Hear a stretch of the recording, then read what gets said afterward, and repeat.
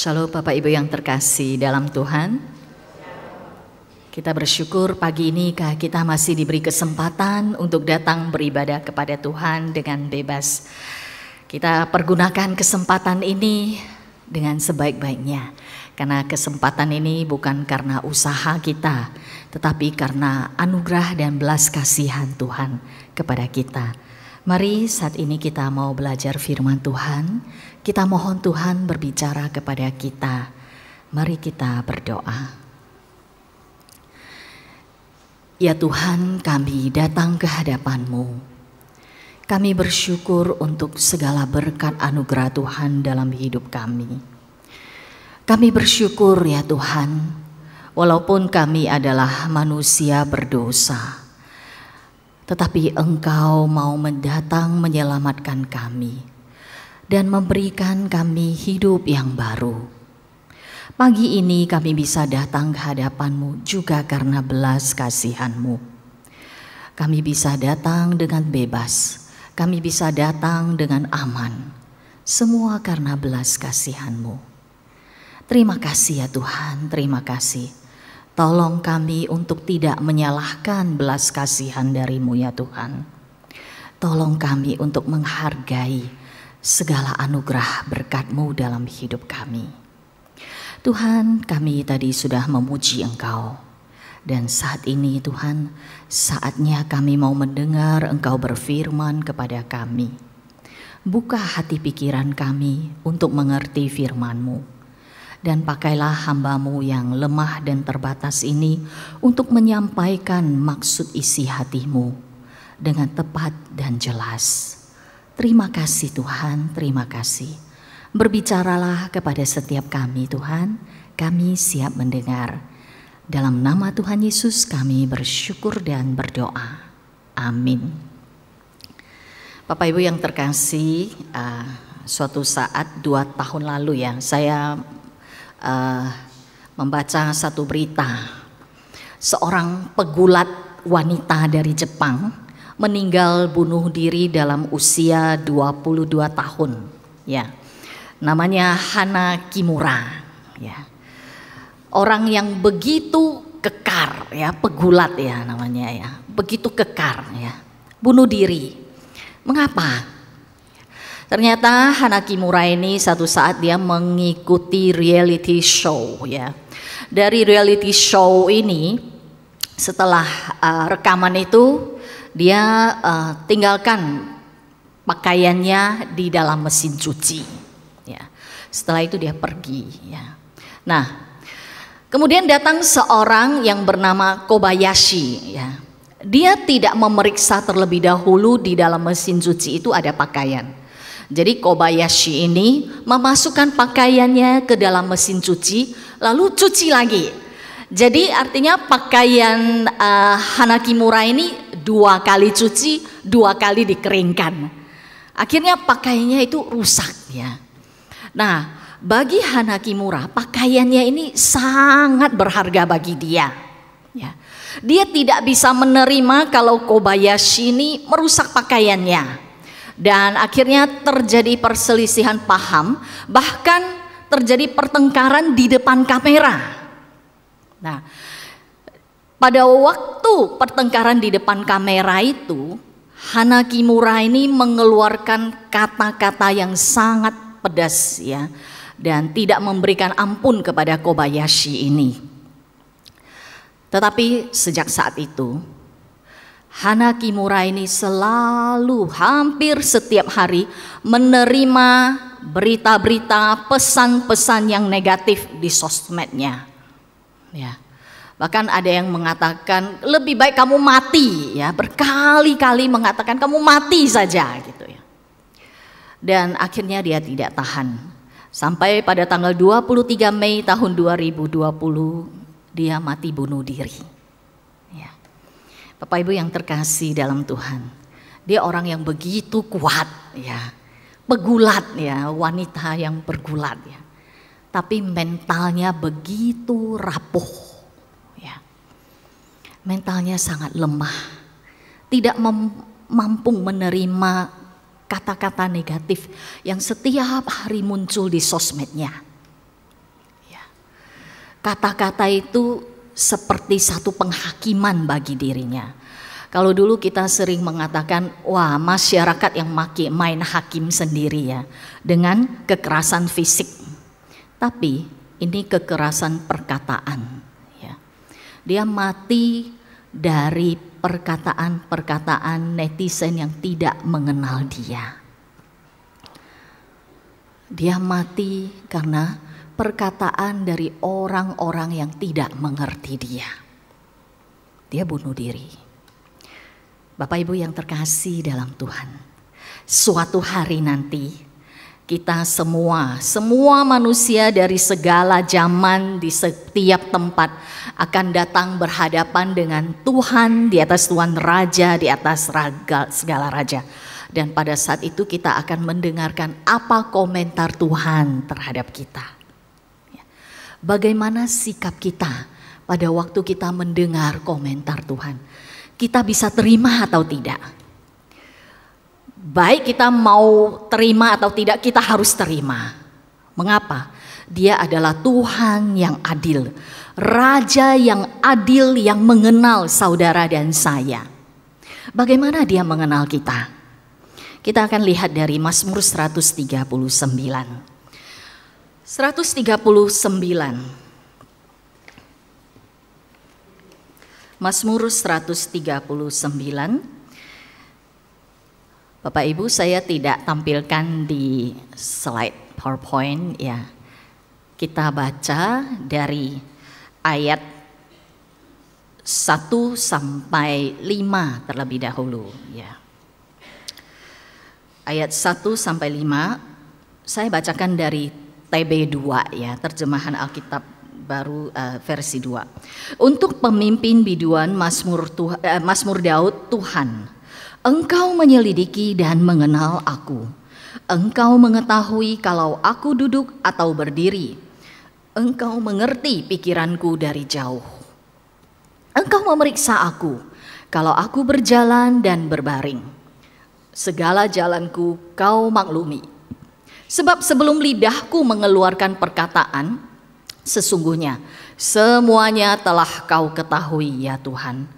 Dari belakang dan dari depan engkau mengurung aku, dan engkau menaruh tanganmu ke atasku. Sampai demikian pembacaan firman Tuhan. Bapak Ibu yang terkasih dalam Tuhan, di sini dikatakan bagaimana Tuhan mengenal kita. Yang pertama, dia mengenal segala perilaku, kata-kata dan isi hati kita. Di ayat yang pertama dikatakan, Engkau menyelidiki dan mengenal aku. Bapak Ibu yang terkasih, kata menyelidiki dalam bahasa aslinya itu diselidiki dengan benar-benar dengan teliti. Seperti apa? Seperti kaca yang pecah jatuh di atas keramik yang berwarna putih ya. Kaca putih yang pecah jatuh di atas keramik yang putih ya. Nah, untuk mencari pecahan kaca itu supaya tidak melukai ya orang yang lewat, itu diteliti masih ada enggak? Disapu kadang-kadang masih ada sisanya ya. Jadi dilihat dengan betul-betul, diperiksa ya, diteliti. Di mana pecahan kaca itu di atas keramik itu, apakah masih ada? Itu menyelidiki, artinya sangat detail, sangat berhati-hati dicari. Nah, Tuhan menyelidiki kita itu seperti kita mencari kaca beling putih yang pecah di atas keramik putih itu dengan berhati-hati. Dia menyelidiki kita di dalam hal yang paling kecil hingga hal yang paling besar. Dan dia mengenal kita. Kata mengenal di sini dalam bahasa aslinya itu adalah kasih dan hubungan yang intim ya. Jadi kata mengenal ini juga dipakai dalam kitab Kejadian pasal 1 pada waktu Tuhan menciptakan Adam dan Hawa, suami istri. Mengenal, hubungan yang intim. Jadi karena hubungan yang intim tahu segalanya. Tuhan mengenal saudara dan saya. Tuhan menyelidiki saudara dan saya. Sampai bagaimana? Dia memeriksa aku kalau aku berjalan. aku berbaring. Dia tahu. Dia tahu saat ini Bapak Ibu dan saya ada di gereja ini. Dan dia juga tahu di ayat 4, sebelum lidahku mengeluarkan perkataan, sesungguhnya semuanya telah kau ketahui. Apa yang akan kita katakan, dia sudah tahu. Dia mengerti. Kita tidak bisa membohongi dia. Dari belakang dan dari depan engkau mengurung, engkau memagari aku.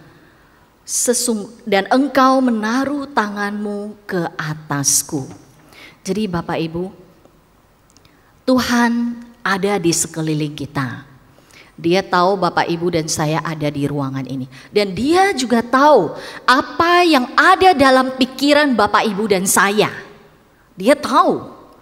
Dia tahu semuanya, dia tahu apa yang sedang Bapak Ibu pikirkan saat ini. Dia tahu bagaimana sikap Bapak Ibu dan saya dalam meresponi firman Tuhan. Tidak bisa tersembunyi dari dia. Kita bisa membohongi orang lain. Kita bisa membohongi orang tua kita. Kita bisa berkata tidak jujur kepada hamba Tuhan. Tetapi Tuhan tahu. Tuhan melihat sampai hati kita yang terdalam. Bapak Ibu, ini seolah-olah seperti CCTV kamera ya. Dari belakang, dari depan mengurung aku dan engkau menaruh tanganmu ke atasku. Seolah-olah tidak ada sisi kehidupan kita yang terlepas dari pengamatan Tuhan. Ya. Itu sepertinya kita tidak ada privasi. Ya.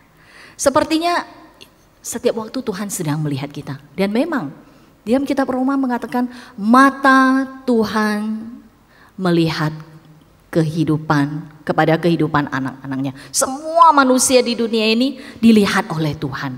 Diselidiki dengan teliti, dengan sedetil-detilnya oleh Tuhan. Kalau kita berpikir ya, wah, ke satu negara, ada satu negara yang sampai di negara itu ada CCTV untuk mengawasi penduduknya, masyarakatnya. Ke mall, ke night club, kemana saja itu diawasi oleh CCTV. Saya bayangkan ya, wah ini sangat tidak nyaman. Ya. Saya tanya teman saya ada di negara itu, gimana? Kan pemerintahmu itu pasang CCTV di mana-mana. Jawabnya apa? Ya kita sudah terbiasa ya, mau bagaimana lagi? Ya, nggak bisa apa-apa. Ya. Pada waktu mereka keluar dari negaranya, wah mereka merasa bebas. Ya. Bagaimana kalau Tuhan memasang CCTV-nya kepada kehidupan kita? Bagaimana perasaan kita? Apa perasaan pemazmur? Di dalam ayat yang ke-6 dikatakan, terlalu ajaib bagiku pengetahuan itu, terlalu tinggi aku tidak sanggup mencapainya. Aneh ya. Kita merasa kalau diawasi itu tidak ada privacy. Tapi pemazmur justru berkata, terlalu ajaib. Wow. Mengapa? Mengapa pemazmur bisa mempunyai respon walaupun diawasi oleh Tuhan? Dia tetap, wow, Tuhan itu ajaib ya. Terlalu tinggi, saya nggak bisa bayangkan. Kadang-kadang kita ingin menarik diri dari pengamatan Tuhan, pengawasan Tuhan. Seperti yang tercatat di dalam ayat 7. Kemana aku dapat pergi menjauhi rohmu? Kemana aku dapat lari dari hadapanmu? Jika aku mendaki ke langit, engkau di situ. Jika aku menaruh tempat tidurku di dunia orang mati, di situ pun engkau. Jika aku terbang dengan sayap fajar dan membuat kediaman di ujung laut, di sana juga ada tangan Tuhan. Tidak bisa terlepas dari pengamatan Tuhan. Kita manusia adalah manusia yang berdosa, yang berusaha jauh dari Tuhan. Bapak Ibu yang terkasih, permainan pertama ya dari manusia berdosa di dunia ini adalah main petak umpat dengan Tuhan. Pada waktu Adam dan Hawa jatuh ke dalam dosa, apa yang dia lakukan? Dia nggak datang kepada Tuhan. Tuhan, saya sudah berdosa. Tidak, dia malah mengapa? Apa yang mereka lakukan? Mereka bersembunyi. Mereka main petak umpat dengan Tuhan. Demikian juga dengan kita. Mengapa kita main petak umpat dengan Tuhan? Mengapa kita menyembunyikan diri dari Tuhan? Padahal kita tahu Tuhan Maha Ada, Maha Tahu. Karena kita tidak mampu, kita tidak mau juga menghadapi dosa kita. Di hadapan Tuhan kita tidak berani. Kita menyembunyikan diri dari Tuhan. Dan kita juga tidak berani menghadapi diri kita sendiri. Oleh karena itu, pada saat manusia berdosa, Bapak, Ibu, dan saya, seringkali yang kita lakukan apa? Pertama kali kita belum berani terbuka terhadap Tuhan. Kita bersembunyi dulu.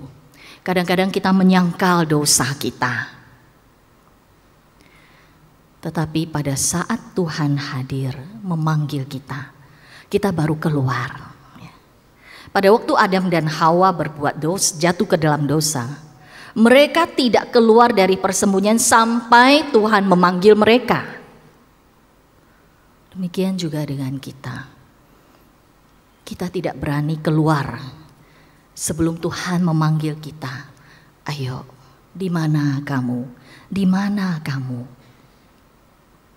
Padahal apa maksud Tuhan mengawasi kita? Di ayat 10. Juga di sana tanganmu akan menuntun aku, dan tangan kananmu memegang aku. Jadi mengapa di ayat 6 pemazmur mengatakan terlalu ajaib bagiku pengetahuan itu, terlalu tinggi tidak sanggup aku mencapainya. Dia bukan bersungut-sungut karena Tuhan mengawasi dia, tetapi dia malah bersukacita. Mengapa? Karena tujuan Tuhan mengawasi manusia, mengawasi saudara dan saya, untuk menuntun saudara dan saya. Dia tahu, Tuhan tahu saudara dan saya adalah manusia yang lemah. Di dalam Mazmur 103 mengatakan bahwa kita hanyalah debu. Debu kalau tidak ada hembusan nafas tidak ada gunanya. Di dalam Mazmur 90 juga mengatakan bahwa setiap hari kita hidup di bawah amarah Tuhan. Artinya setiap hari kita berdosa. Tetapi pada saat Tuhan mengawasi kita, Dia tahu siapa kita, Dia mengenal kita. Tujuannya untuk apa? Menuntun kita ke jalan yang benar. Dengan tangan kuat kuasanya. Dia tahu kita tidak mampu menghadapi tantangan di dunia ini. Dia tahu bagaimana penyakit yang saudara hadapi dan saya. Dia tahu apa pergumulan yang saudara dan saya alami. Oleh karena itu, Dia mengawasi, Dia mengenal, menyelidiki kita. Tujuannya untuk apa? Untuk menuntun kita, membimbing kita. Seperti di dalam Mazmur Mazmur nomor 23. Engkau menuntunku di jalan yang benar. Tangan Tuhan yang maha kuasa yang menuntun saudara dan saya. Itulah mengapa Tuhan mau mengenal kita sedalam-dalamnya, mau mengawasi saudara dan saya. Pada saat kita berkata, kita mau terus lari dari Tuhan, di ayat ke-10 di 11 mengatakan, jika aku berkata, biarlah kegelapan saja melingkupi aku dan terang sekelilingku menjadi malam, maka kegelapan pun tidak menggelapkan bagimu dan malam menjadi terang seperti siang. Kegelapan sama seperti terang. Bapak Ibu yang terkasih, sekarang saya bawa kita semua coba bayangkan ya. Di atas kepala kita semua ini kain hitam sedang menutup di atas kepala kita. Jadi bayangkan di dalam gedung ini Bapak Ibu duduk di kursi, kemudian di atas kepala Bapak Ibu semua dari ujung ke ujung terhampar kain hitam yang menutupi kepala dari semua kita yang hadir. Kepala yang kain yang sangat hitam pekat. Terang pun tidak bisa masuk. Tetapi dikatakan, ayat ini mengatakan, kegelapan tidak menggelapkan bagimu. Artinya apa? Di situ pun Tuhan hadir. Kita hidup di dunia yang kotor, yang hitam. Tetapi Allah mengutus anaknya Yesus Kristus datang ke dunia yang kotor ini. Seperti apa? Seperti tadi saya katakan, kita semua ditutupi oleh kain hitam yang pekat. Tuhan Yesus datang. Tapi apa yang terjadi? Dalam kitab Yohanes 1 mengatakan bahwa terang itu datang, tetapi ditolak. Karena kita manusia berdosa. Kita tidak bisa menerima dia. Kita merasa, saya lebih senang hidup di dalam kegelapan. Saya tidak mau dikenal oleh Tuhan. Saya tidak mau diawasi oleh Tuhan. Tetapi suka atau tidak suka, Tuhan kenal saudara dan saya. Mengapa? Di ayat selanjutnya. Sebab engkaulah, di ayat yang ke-13. Sebab engkaulah yang membentuk buah pinggangku, menenun aku dalam kandungan ibuku. Aku bersyukur kepadamu sebab aku dijadikan dengan dahsyat dan ajaib. Betapa ajaib apa yang kau buat dan jiwaku benar-benar menyadarinya. Tulang-tulangku tidak terlindung dari pandanganmu. Ketika aku dijadikan di tempat yang tersembunyi, ditenun di bagian-bagian bumi yang paling bawah. Matamu melihat selagi aku belum terbentuk, dan dalam kitabmu semua sudah tertulis. Hari-hari yang sudah dibentuk sebelum ada satu hari pun. Bapak Ibu yang terkasih dalam Tuhan, mengapa dia mengenal kita? Karena dia adalah pencipta kita. Dia tahu sebelum dunia ini diciptakan, dia sudah tahu Jiuna akan lahir di tahun berapa di dunia ini. Si A ini akan menghadapi apa? Apa yang akan terjadi dengan hidup B di depan? Dia sudah tahu. Dia merancangkannya. Kita tidak bisa menyangkal kenyataan ini. Dikatakan bahwa tulang-tulang yang kita itu tidak terlindung dari pandangan Tuhan. Pepatah Chinese, ada satu pepatah Chinese mengatakan ya, pada waktu kita mau menggambar harimau, kita bisa menggambar kulitnya. Tetapi kita susah untuk menggambar tulangnya. Ya. Tetapi di sini Tuhan mengatakan tulang diri kita itu tidak tersembunyi dari Tuhan. Artinya apapun yang ada di dalam diri kita tidak bisa tersembunyi dari Tuhan, karena Dia yang membentuk kita. Kita mungkin berpikir kita tahu diri kita, tetapi Bapak Ibu, kita tidak tahu siapa diri kita. Kita hanya makhluk ciptaan, manusia ciptaan. Kadang-kadang kita berpikir kita mengenal diri kita, tetapi seringkali sebenarnya kita tidak mengenal siapa diri kita, kondisi kita yang sesungguhnya. Ada seorang yang pernah berkata kepada saya, Jiuna, kamu egois loh. Saya terkejut. Egois? Saya pikir-pikir, egoisnya gimana ya? Lalu dia menyebutkan kejadian apa. Wah, saya baru terkejut. Iya ya, benar ya. Saya baru sadar, saya berlutut Tuhan, betul. Saya manusia yang sangat egois Tuhan. Saya mengira saya baik, ya. Tapi ternyata saya manusia yang egois, ya. Di dalam kitab Yeremia mengatakan ya, di dunia ini ada sesuatu yang paling licik. Apa? Hati manusia. Kadang-kadang kita ditipu oleh diri kita sendiri, kita juga tidak tahu.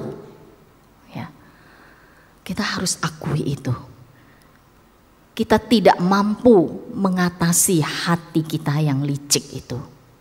Dan kita harus datang di hadapan Tuhan. Ampuni kita. Karena Tuhan yang mengenal Bapak, Ibu, dan saya. Dan pemazmur di dalam ayat yang ke-17 dia mengatakan, bagiku betapa sulitnya pikiranmu ya Allah, betapa besarnya jumlahnya.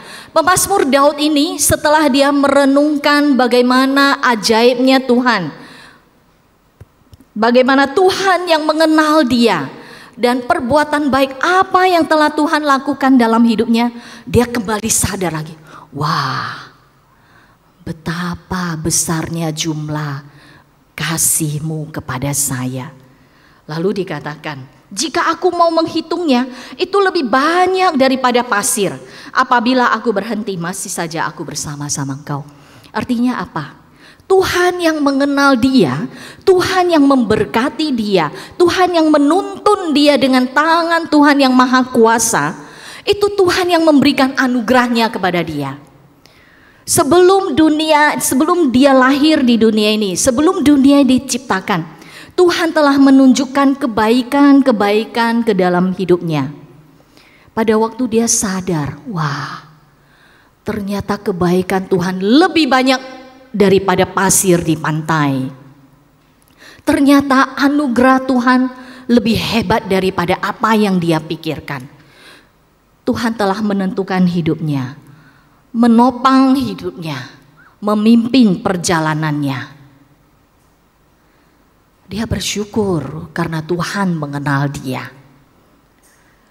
Dan dikatakan selanjutnya, sekiranya Engkau mematikan orang fasik ya Allah, sehingga menjauh daripadaku penumpah darah yang berkata-kata dusta terhadap Engkau dan melawan Engkau dengan sia-sia. Masakan aku tidak membenci orang-orang yang membenci Engkau, ya Tuhan, dan tidak merasa jemu kepada orang-orang yang bangkit melawan Engkau? Aku sama sekali membenci mereka menjadi musuhku. Apa artinya? Karena begitu besar kasih Tuhan kepada dia. Tuhan yang menopang dia. Tuhan yang tidak menolak dia walaupun dia hidup dalam dosa. Tuhan yang rela mati di atas kayu salib untuk menebus dosa-dosa manusia. Kenapa saya harus berpihak kepada orang-orang yang membenci Tuhan untuk melawan Tuhan?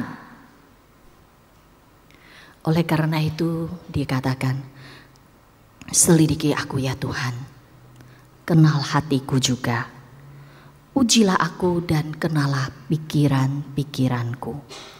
Lihatlah apakah jalanku serong, dan tuntunlah aku di jalan yang kekal. Pemazmur membuka dirinya untuk dievaluasi oleh Tuhan yang mengenal dia. Dia tidak membiarkan orang yang membenci Tuhan, orang yang tidak mengenal Tuhan untuk dievaluasi. Dia tidak membiarkan pikiran-pikirannya, tindakan-tindakan, kata-katanya dipengaruhi oleh orang-orang yang tidak mengenal Tuhan. Tetapi dia terbuka untuk dievaluasi oleh Tuhan. Tuhan, selidiki saya.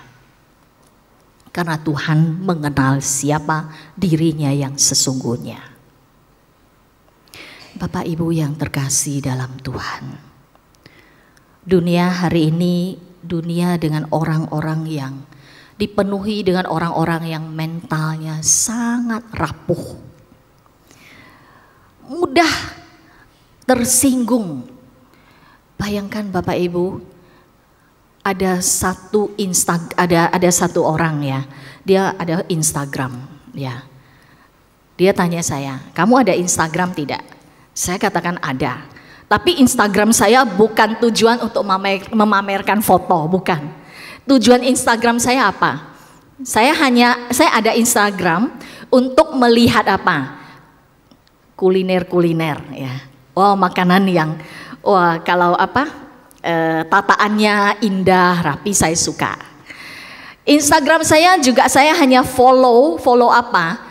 follow interior design. Saya suka melihat barang-barang yang indah-indah ya, desain-desain yang unik. Nah, saya suka. Dan ketiga yaitu saya hanya follow orang yang memposting pemandangan-pemandangan yang indah. Jadi saya tidak memfollow orang siapapun ya. Tujuan saya hanya untuk ya melihat gambar-gambar, oh makanan ini, wah tatakannya indah ya. Oh cara masaknya seperti ini ya, enak. Oh desain bangunan ini bagus ya, interiornya ini bagus ya.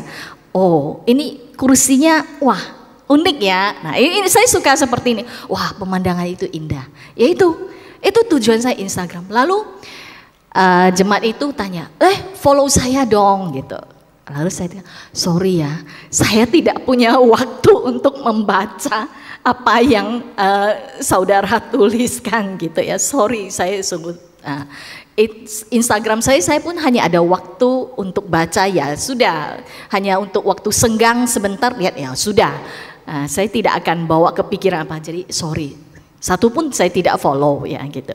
Dia marah, wah coba kamu follow saya gitu ya. Follower saya bertambah. Wah. Di Facebook juga ya. Nah, saya sejak ganti HP, Facebook saya nggak bisa masuk lagi, jadi saya juga nggak masuk Facebook lagi.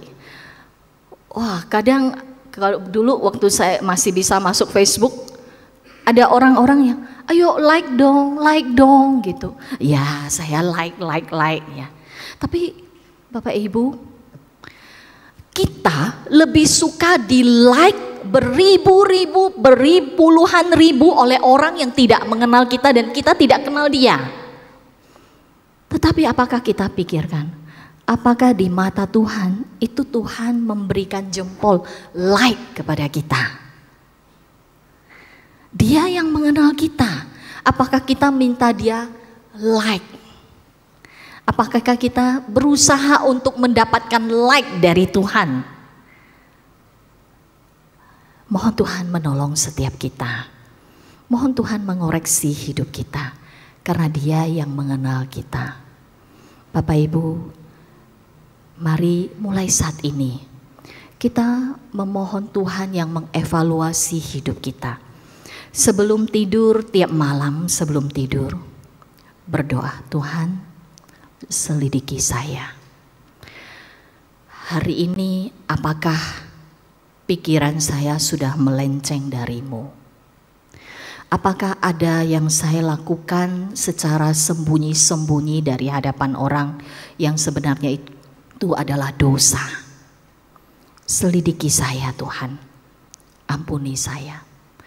Apakah ada tindakan-tindakan saya yang sudah menyakiti orang lain? Yang sudah menghina nama Tuhan, yang sudah menjadi batu sandungan bagi orang lain. Tuhan, selidiki saya Tuhan. Ampuni saya. Pimpin saya di jalan yang benar. Dengan kita melakukan setiap hari, hari demi hari, perlahan-lahan ya, kita akan mendapatkan like dari Tuhan. Ya, mohon Tuhan menolong setiap kita.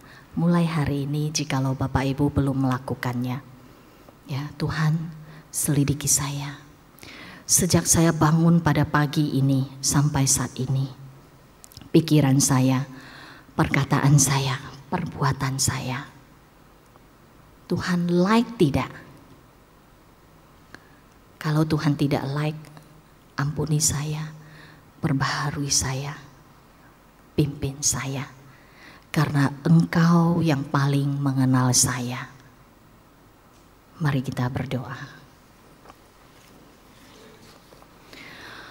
Tuhan, kami datang ke hadapan-Mu. Kami adalah manusia yang sangat rapuh. Kami mudah tergoda oleh penampilan, kata-kata, terpengaruh oleh kata-kata dari orang lain. Tetapi kami mengabaikan pandangan-Mu. kami mengabaikan kata-kata-Mu. Ampuni kami ya Tuhan. Kami lebih percaya kepada perkataan dari orang yang tidak mengenal kami daripada perkataan Engkau pencipta kami yang mengenal kami sedalam-dalamnya. Bawa kami ya Tuhan, mulai saat ini, setiap saat, setiap waktu, setiap hari, untuk berusaha mengenal Engkau karena Engkau mengenal kami. Dan mau selalu bersedia dievaluasi oleh Tuhan. Karena Engkau menuntun kami, Engkau mengawasi kami dengan tujuan untuk membawa kami ke jalan yang benar, dengan tujuan untuk membangunkan jiwa kami, bukan untuk menjatuhkan kami. Tolong kami ya Tuhan, setiap hari datang ke hadapan-Mu untuk diselidiki oleh Engkau. Dan sampai kami bertemu dengan Tuhan di sorga, kami ditemukan adalah hamba yang baik dan setia, yang mendapat acungan jempol dari Tuhan. Terima kasih Tuhan, terima kasih. Dalam nama Tuhan Yesus kami bersyukur dan berdoa. Amin.